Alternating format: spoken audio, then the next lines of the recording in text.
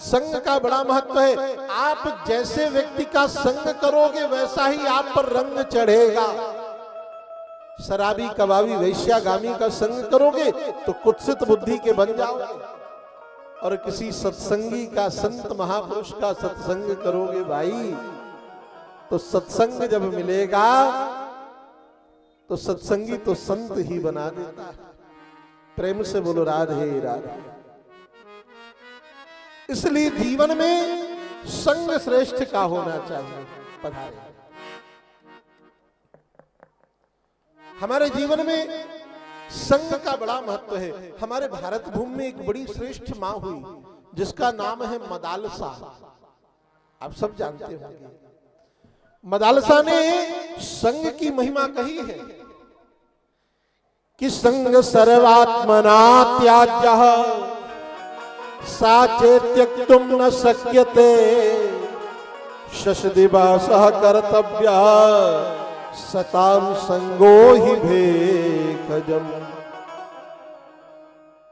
कि काम सर्वात्मना हेयो तुम चे शक्यते न मुमुक्षाम प्रति तत्कार्यम सैवम तस्यापि भेखजम।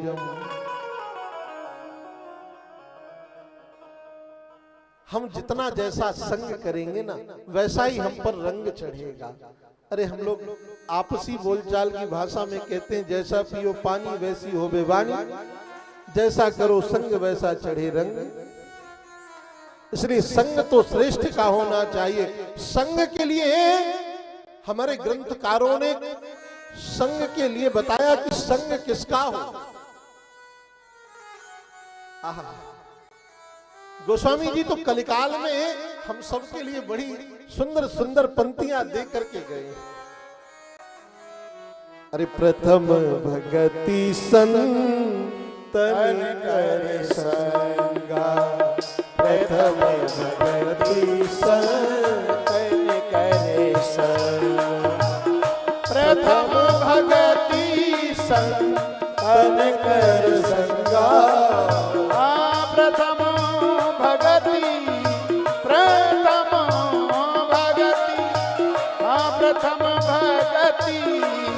संतन कर संगा, दूसर रति मम कथा प्रसंगा, दूसर रति मम कथा प्रसंगा।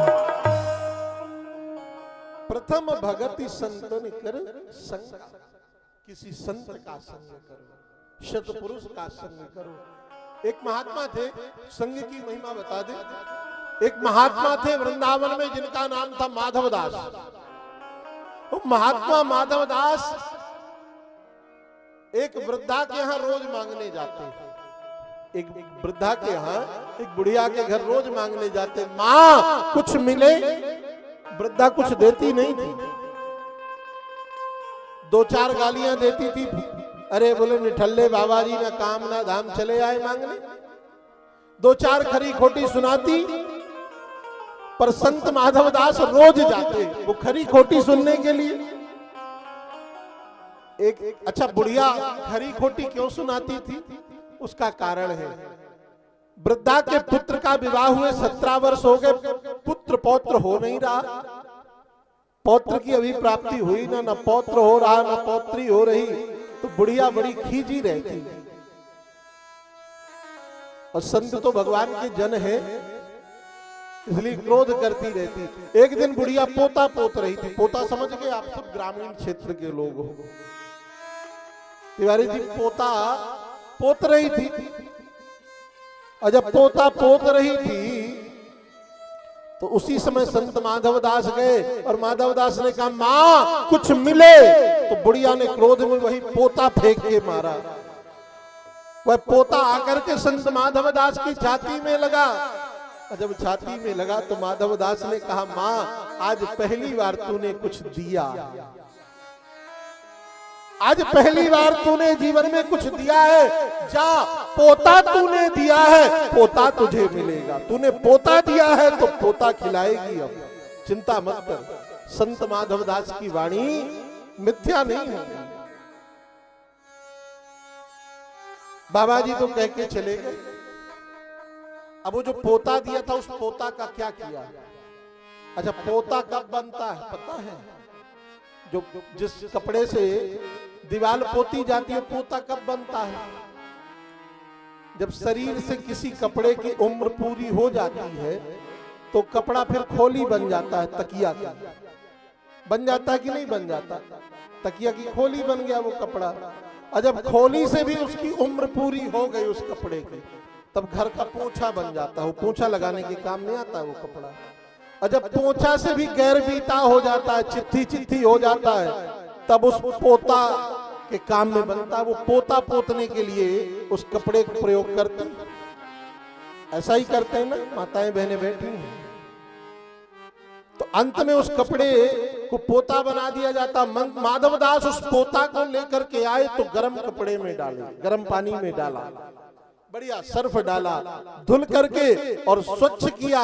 उस कपड़े के टुकड़े टुकड़े करके उसकी बढ़िया बत्ती बनाई और बत्ती बना करके उसे घी में डुबोया और भगवान ठाकुर जी की आरती में सजा दिया।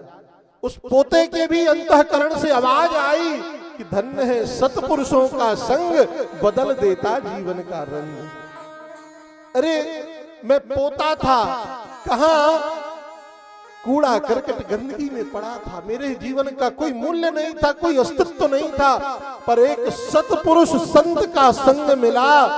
आज मैं ठाकुर जी की आरती में सजाऊं। इसलिए जीवन में संग श्रेष्ठ का होना चाहिए। यदि मन को संयमित करना है, मन को भगवान से जोड़ना है, तो संग अच्छा करो। और फिर जब संग अच्छा हो जाए तो अपनी इंद्रियों पर निग्रह प्राप्त करो, इंद्रियों को जीतो।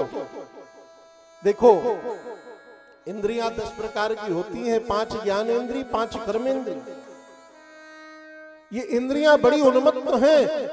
आंख चाहती है सुंदर दृश्य हो, कान चाहते हैं सुंदर स्वर हो, नासिका चाहती है सुंदर सुगंध हो, शरीर चाहता सुंदर स्पर्श हो, और सबसे खतरनाक इंद्री तो ये जीभ है।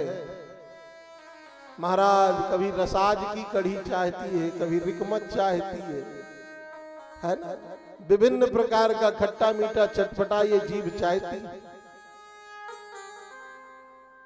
तो इन इंद्रियों को संयमित करो, तब मन संयमित होगा। कहने का तात्पर्य, इन इंद्रियों के प्रत्येक द्वार पर भगवान को बिठा लो। अच्छा ये बताओ, इस संसार में सबसे सुंदर कौन है? भगवान से सुंदर कोई है क्या? अरे लखी जिन लाल की मुस्कान, ताहि विसरी वेद विधि, जप योग संयम ध्यान। लखी जिन लाल की मुस्कान।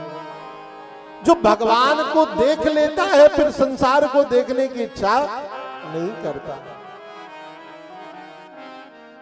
कान चाहते हैं सुंदर स्वर सुनाई दे। भैया भगवान की कथा अथवा भगवान के भजन से अच्छा कुछ है क्या?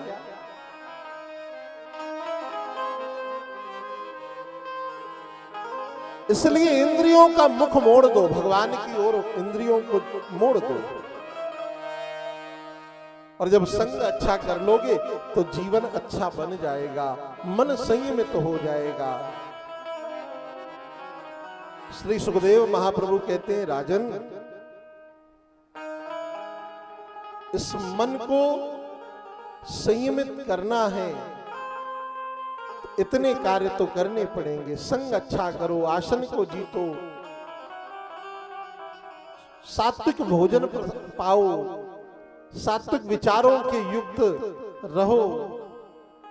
ऐसा कोई कारण मत बनाओ, ऐसा कोई साधन मत पकड़ो जिससे आपका मन विकृत हो, बुद्धि विकृत हो।